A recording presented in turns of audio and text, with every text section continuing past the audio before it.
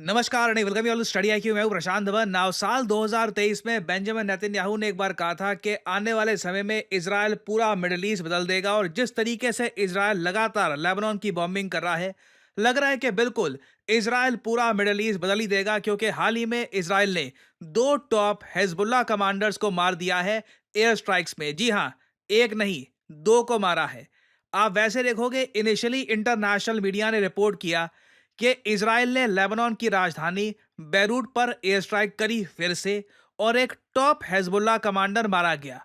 Now ये report initially circulate की जा रही थी, बीबीसी सीएनएन ने इसको रिपोर्ट किया, मगर फिर हिजबुल्लाह ही कहता है कि गलत रिपोर्टिंग हो रही है, सही रिपोर्टिंग करो, मिस इन्फॉर्मेशन मत फैलाओ। हमारा एक कमांडर नहीं, यहाँ पे हमारे दो कमांडर मारे गए हैं। यहाँ पे आप देख पाओगे, Hezbollah says another top commander killed in Israel's Beirut air strikes. और कई रिपोर्ट्स तो ये भी क्लेम कर रही हैं कि जो एक मेन इनका कमांडर था इब्राहिम अकील, उसके अलावा सेवरल बहुत सारे और कमांडर्स मारे गए हैं। और इजराइल ने कहा है कि ये जो मेन आदमी है जिसके पीछे ये लगे हुए थे, इब्राहिम अकील, अगर इसको ये ना मारते तो हिजबुल्लाह 7 अक्टूबर 2023 में जो इजराइल पे अटैक हुआ था, जिसके बाद इजराइल ने हमास के अगेंस्ट ऑपरेशन स्टार्ट किया है, वैसा ही अटैक इजरायलियों पर प्लान कर रहा था इब्राहिम अकील। तो बिल्कुल सही टाइम पे इजराइल के हिसाब से इन्होंने हिजबुल्लाह के इस टॉप कमांडर को मार दिया है। नाउ इब्राहिम अकील की हिस्ट्री बहुत पुरानी है, यूएस कई सालों से इसके पीछे लगा हुआ था, पकड़ नहीं पाया। तो इसकी जो हिस्ट्री है मैं आपको ये बताता हूं, फिर आप समझ पाओगे कि जो ये रीसेंट एयर स्ट्राइक्स हैं लेबनान की कैपिटल बैरूत पे, ये इतने इंपॉर्टेंट क्यों हैं। ना इधर आप देख पाओगे, ये है इब्राहिम अकील की फोटो। लोग ये फोटो देख रहे हैं, सोच रहे हैं कि काफी कोई यंग कमांडर होगा। नहीं, ये फोटो इसकी आराम से 1990s या अर्ली 2000s की है।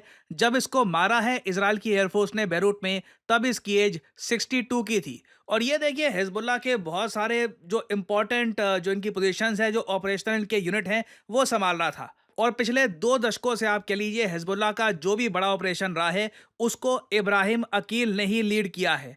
इजराइल ने इसकी मृत्यु पर, इसको मारने के बाद ये बोला है कि इब्राहिम अकील के हाथों पर खून था, कई बेगुनाह लोगों का, कई मासूम लोगों का, चाहे वो इजरायली हो, अमेरिकन हो, फ्रेंच हो, लेबनीज हो, एंड इवन मोर। और हाल ही में आपको याद होगा, जब इजराइल ने फौज शुक्र को मारा था, फौज शुक्र भी आपको याद होगा, ये भी बैरूत में ही था, एक बिल्डिंग में था।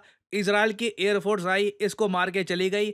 उसी तरीके से अकील को मारा है ना। इसके पीछे देखिए, यूएस कई दशकों से पड़ा हुआ था। 1983 में अगर हम जाएं, जी हाँ, कई साल पहले 1983 में यूएस एम्बेसी में बॉम्बिंग हुई थी। जो यूएस एम्बेसी है इन बैरूत, सिंस बैरूत कैपिटल है लेबनान की, वहीं पे आपको कई कंट्रीज की एम्बेसी मिलेगी। तो यूएस एम्बेसी में ब्लास्ट होता है। उस टाइम देखो, लेबनान काफी सेफ माना जाता था। 1983 में ब्लास्ट बहुत रेयर होते थे इन लेबनान। आज के समय जो स्थिति है, वैसी स्थिति थी नहीं। उस ब्लास्ट में आप अगर देखें तो 63 लोगों की मौत हुई थी। और इस अटैक के कुछ महीने बाद यूएस मरीन कोर के जो बैरक्स थे, वहां पर भी एक बॉम्बिंग होती है, अक्टूबर 1983 की बॉम्बिंग, जहां पर 241 यूएस पर्सनल को मार दिया जाता है।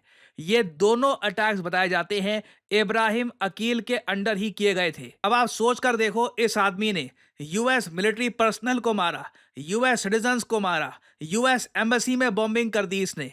यूएस आज तक इसको नहीं पकड़ पाया, इसको हर्ट भी नहीं कर पाया। यूएस गवर्नमेंट ने थकार के इन दी एंड क्या किया था कि इस पर एक बाउंटी डाल दी, 7 मिलियन यूएस डॉलर्स की। 7 मिलियन डॉलर्स आज के समय आप मान के चल लीजिए, हम 60 करोड़ इंडियन रुपीस की बात कर रहे हैं। इतने की बाउंटी इस पर यूएस गवर्नमेंट लगाकर बैठ गई। तब से लेकर अब तक अगर हम देखें तो कुछ तरक्की नहीं हुई।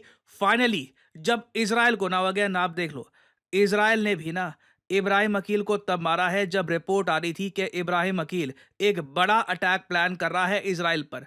तभी इन लोगों ने इस आदमी को मारा है। नहीं तो आप अगर देखिए, मोसाद की इंटेलिजेंस कितनी डीप है, specially in middle east, US कई दशकों से कुछ नहीं कर पाया।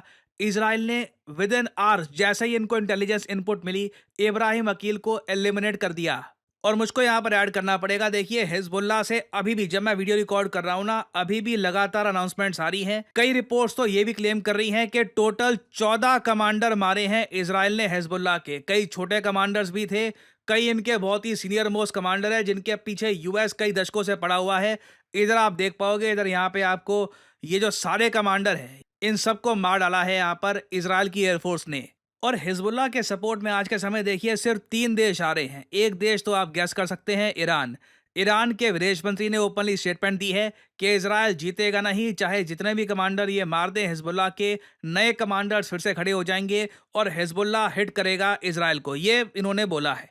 उसके अलावा अगर हम देखें तो चाइना और रशिया दोनों ने कड़ी निंदा करी है इजराइल के टेरर अटैक्स की। इन्होंने ये कहा है कि जो अटैक्स हैं ये बिल्कुल एक टाइप के हाइब्रिड वॉर चल रही है आज के समय अगेंस्ट लेबनान। ये ऑफ कोर्स बात कर रहे हैं पेजर अटैक की, जो भी हाल ही में 4,000 के आसपास लोग इंजर कर दिए इजराइल ने लेबनान के, एक्चुअली मुझे कहना चाहिए हिजबुल्लाह के, बट थे तो वो लेबनी सिटीजन्स ही। और साथ में कई लोगों को मार दिया पेजर ब्लास्ट करके, रेडियो ब्लास्ट करके, वॉकी टॉकी ब्लास्ट करके। और अब तो ये पता लग रहा है कि हिजबुल्लाह ने जो ये सब वॉकी टॉकी, जो ये पेजर परचेज किए थे, ये सब फर्जी कंपनियों से किए थे। बेसिकली इजराइल ने नकली कंपनीज बना दी, मार्केट में उनका नाम बना दिया और फिर खुद ही हिजबुल्लाह के कमांडर्स को अप्रोच किया कि देखिए डिस्काउंटेड रेट पे चाहिए आपको ये पेजर सब।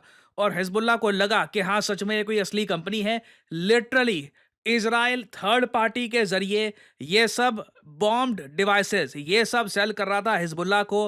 हिजबुल्लाह इस सबको परचेज करता गया। और क्लियरली मुझे यहाँ पर यह बोलना पड़ेगा, हिजबुल्लाह के बारे में जो एक ग्लोबल परसेप्शन था कि देखो हिजबुल्लाह हमास से बहुत ताकतवर है, हमास को तो इजराइल ने काफ़ी चोट पहुंचा दी, हिजबुल्लाह अलग है, ऐसा कुछ भी नहीं है। इजराइल ने जो भी परसेप्शन था हिजबुल्लाह का, इसको डिस्ट्रॉय कर दिया है। इनके कई कमांडर्स ओपनली मार के, इनके बाकी और जो आप कह लो ग्राउंड लेवल पे जो इनके लोग हैं उनको इस तरीके से इंजर कर दिया है कि जिंदगी भर के लिए कई लोग अपाहिज हो चुके हैं, कई लोग तो मर चुके हैं। और मैक्सिमम हम लोग ये देख पा रहे हैं कि यूएन सिक्योरिटी काउंसिल में रशिया और चाइना कड़ी निंदा कर रहे हैं इजराइल की और ये कह रहे हैं कि इजराइल ने जो किया है लेबनान में ये बहुत गलत है। आप नोट करोगे कई रशियन एक्सपर्ट्स ने यह तक कह दिया कि अगर रशिया ये सब कर देता यूक्रेन में, अगर यूक्रेन से न्यूज़ आती कि 5-6 हज़ार लोग इस तरीके से अपाहिज हो गए क्योंकि उनके जो मोबाइल फ़ोन्स थे या जो भी वहाँ पे इक्विपमेंट वो लोग यूज़ कर रहे हैं उनमें ब्लास्ट होना स्टार्ट हो गया, तो क्या दुनिया का रिएक्शन वैसा ही होता? तो अगेन देखिए रशिया बहुत गुस्सा है।